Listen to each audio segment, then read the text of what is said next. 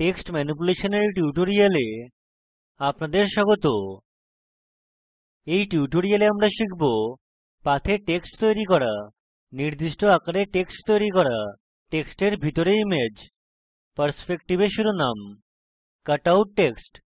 টিউটোরিয়ালটি রেকর্ড করতে ব্যবহার করছি উবুন্টু লিনাক্স 1204 ওএস, ইঙ্কস্কেপ সংস্করণ 04844। ইঙ্কস্কেপ খুলুন। প্রথমে পাথে টেক্সট তৈরি করা শিখব। টেক্সট টুলে টিপুন, ক্যানভাসে এই বাক্যটি লিখুন: spoken tutorial is an audio video tutorial. ফন্টের আকার 20 তে হ্রাস করুন। আমরা আগের টিউটোরিয়াল বেজিয়ার টুল ব্যবহার করে পাথ তৈরি করা শিখেছি, সুতরাং এটিতে টিপুন, ক্যানভাসে টিপুন এবং টেক্সটের নিচে পাথের মত একটি টিল্ড আকার তৈরি করুন। উভয় টেক্সট এবং পাথ নির্বাচন করুন। টেক্সট মেনুতে যান এবং পুট অন পাথ বিকল্পে টিপুন। লক্ষ্য করুন যে পাথ আমাদের টেক্সটে গঠিত হয়েছে। এগুলি অনির্বাচিত করতে ক্যানভাসের কোথাও একটি টিপুন। টেক্সট টুল নির্বাচন করুন এবং টেক্সটের শুরুর পয়েন্টে টিপুন। পাথে টেক্সট বিন্যস্ত করতে স্পেস বার টিপে কিছু স্পেস দিন। এখন পাথ নির্বাচন করুন এবং নোড টুলে টিপুন। হ্যান্ডেলগুলি ব্যবহার করে পাথের আকার বদলান। লক্ষ্য করুন যে টেক্সট পাথের আকার বদলানোর উপর নির্ভর করে বদলায়। পাথ থেকে টেক্সট মুছে ফেলতে টেক্সট নির্বাচন করুন। টেক্সট মেনুতে যান, রিমুভ ফ্রম পাথ এ টিপুন। দেখুন যে এখন পাথ মুছে ফেলা হয়েছে। এই ক্রিয়া পূর্বাবস্থায় আনতে Ctrl Z টিপুন। এরপর আমরা একটি আকারে টেক্সট সন্নিবেশ করা শিখব। পলিগন টুল ব্যবহার করে একটি ষড়ভুজ আঁকুন। এখন আমরা ষড়ভুজে কিছু টেক্সট সন্নিবেশ করব। আমি আগে সংরক্ষণ করা লিব্রিঅফিস রাইটার ফাইল থেকে কিছু টেক্সট কপি করব। টেক্সট নির্বাচন করতে Ctrl A এবং কপি করতে Ctrl C টিপুন। এখন ইঙ্কস্কেপে ফিরে আসি। টেক্সট টুলে টিপুন। টেক্সট পেস্ট করতে ষড়ভুজের নিচে Ctrl V টিপুন। উভয় টেক্সট এবং ষড়ভুজ নির্বাচন করুন। এখন টেক্সট মেনুতে যান, ফ্লো ইনটু ফ্রেম এটিতে টিপুন। এখন আমাদের টেক্সট ষড়ভুজের ভিতরে সন্নিবেশ করেছে। সকল টেক্সট দৃশ্যমান করতে ফন্টের আকার 10 এ হ্রাস করুন। ফ্লো সরাতে টেক্সট মেনুতে যান এবং আনফ্লো তে টিপুন। লক্ষ্য করুন যে টেক্সট অদৃশ্য হয়েছে। এই ক্রিয়া পূর্বাবস্থায় আনতে Ctrl Z টিপুন।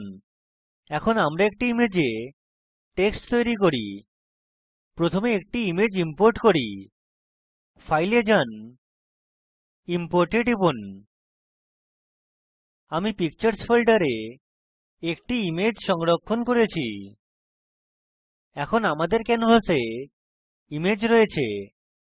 এটি নির্বাচন করুন এবং অবজেক্ট মেনুতে যান, প্যাটার্ন এবং অবজেক্ট টু প্যাটার্ন এটিতে টিপুন। টেক্সট টুল ব্যবহার করে ইমেজের নিচে স্পোকেন টিউটোরিয়াল লিখুন।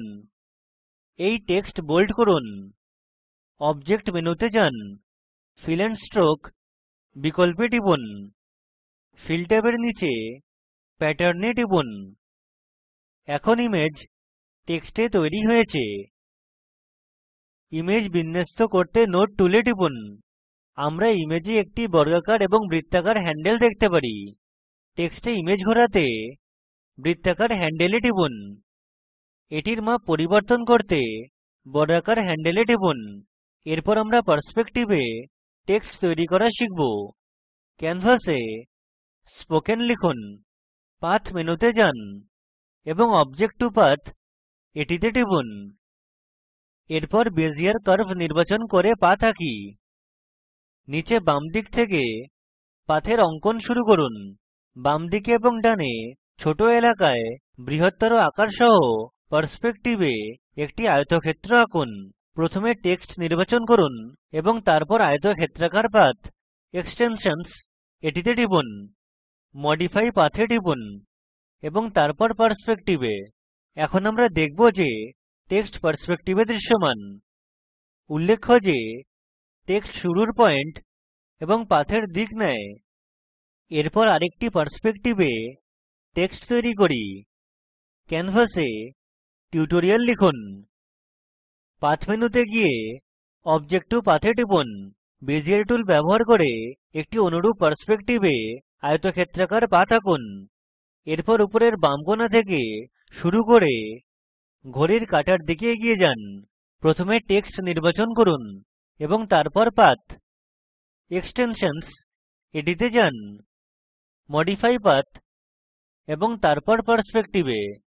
এখন আমরা উপর থেকে নিচ পর্যন্ত প্রদর্শিত টেক্সট দেখি। এর কারণ হল টেক্সট পাথের শুরুর পয়েন্টের উপর নির্ভর করে সারিবদ্ধ রয়েছে। অবশেষে কাটআউট টেক্সট সম্পর্কে শিখব।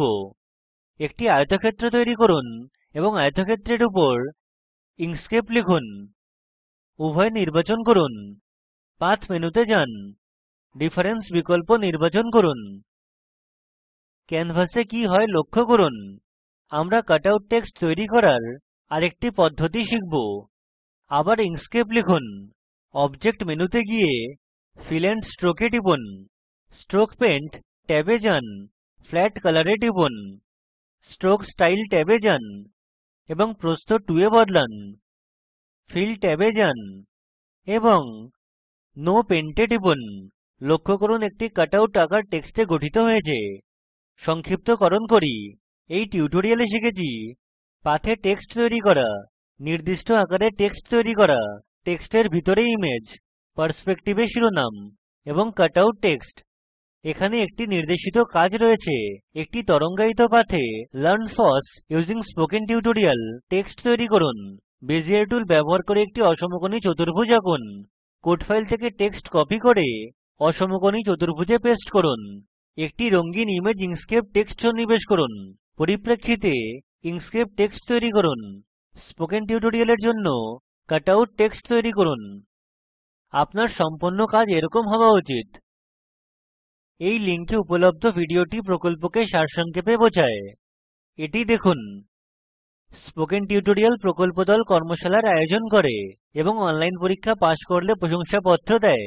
বিস্তারিত তথ্যের জন্য আমাদের লিখুন। স্পোকেন টিউটোরিয়াল প্রকল্প দল ভারত সরকারের NMEICT MHRD দ্বারা সমর্থিত। এই বিষয়ে বিস্তারিত তথ্য এই লিঙ্কে প্রাপ্তিসাধ্য। আমরা টিউটোরিয়ালের শেষে চলে এসেছি। আমি কৌশিক দত্ত এই টিউটোরিয়ালটি অনুবাদ করেছি। ধন্যবাদ।